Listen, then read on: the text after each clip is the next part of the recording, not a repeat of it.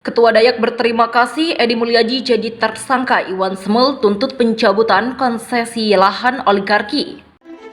Siapapun pelakunya yang hari-hari ini dilakonkan oleh para oligarki melalui tangan-tangan para pejabat publik kita.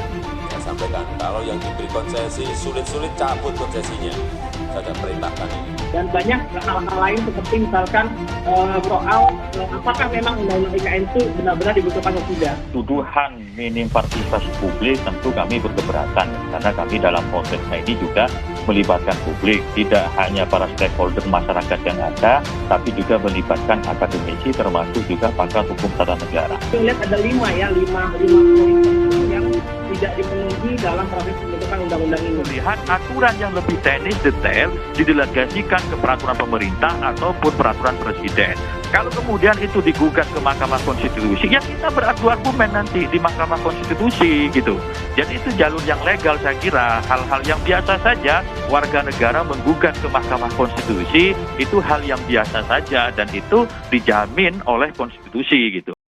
Edi Mulyadi telah resmi ditetapkan sebagai tersangka atas kasus tindak pidana ujaran kebencian bermuatan sara terkait ucapan tentang jin buang anak. Tindak pidana ujaran kebencian itu Edi Mulyadi lontarkan saat menanggapi soal Kalimantan sebagai ibu kota negara atau IKN baru.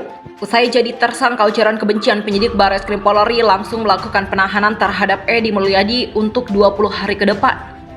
Kepala Biro Penerangan Masyarakat atau Karopenmas Divisi Humas Polri Brigjen Pol Ahmad Ramadan menyampaikan di Mabes Polri pada Senin 31 Januari 2022 setelah diperiksa sebagai tersangka dan langsung dari pukul 16.30 sampai dengan 18.30 waktu Indonesia Barat untuk kepentingan penyidikan perkara dimaksud.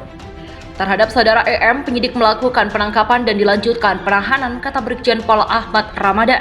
Setelah Edi Mulyadi ditetapkan sebagai tersangka, Ketua Persekutuan Dayak Kalimantan Timur memberikan respon dan mengungkapkan rasa terima kasih terhadap pihak kepolisian. Adapun respon dari Ketua Persekutuan Dayak tersebut atas penetapan Edi Mulyadi sebagai tersangka turut dikomentari oleh Ketua Umum atau Ketum Prodem Iwan Semul. Menurut Iwan, mestinya berikan respon keras karena terjadi kerusakan hutan secara masif yang menyebabkan banjir dan kebakaran hutan. Iwan Semul dengan tegas menyatakan menuntut pencabutan konsesi lahan oligarki di Kalimantan. Respon keras mestinya mengerusakkan hutan secara masif yang menyebabkan bencana banjir dan kebakaran hutan, menuntut pencabutan konsesi lahan oligarki, ujar Iwan Semul. Lebih lanjut, menurutnya yang berbahaya itu perbedaan pendapat, bukan pendapat serta ketidakadilan sosial dan berkhianat terhadap amanat konstitusi. Yang berbahaya itu perbedaan pendapat, bukan pendapat membuat ketidakadilan sosial dan pengkhianatan terhadap amanat konstitusi. Begitulah kata Iwan Semul seperti dikutip pikiranrakyat.depok.com dari Twitter @ketumprodemnyo. Cuitan Iwan Semul soal Ketua Dayak ucap terima kasih pada kepolisian yang ditetapkan Edi Mulyadi sebagai tersangka ujaran kebencian. Diketahui Edi Mulyadi telah memenuhi panggilan kedua penyidik Direktorat Tindak Pidana Cyber Barreskrim Polri pada Senin 31 Januari 2022 pada pukul 9.54 waktu Indonesia Barat. Langsung dilakukan pemeriksaan sebagai saksi.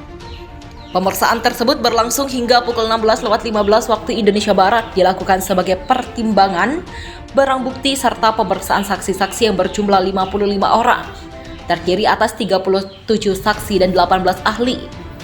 Saksi ahli ini terdiri dari ahli bahasa, ahli pidana ITE, ahli analis, media sosial, digital forensik, dan antropologi. Begitulah kata Ramadan.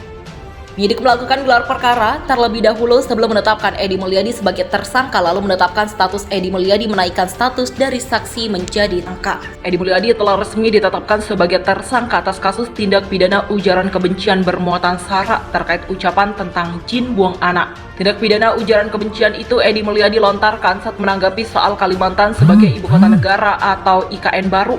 Usai jadi tersangka ujaran kebencian, penyidik Barreskrim Polri langsung melakukan penahanan terhadap Edi Mulyadi untuk 20 hari ke depan.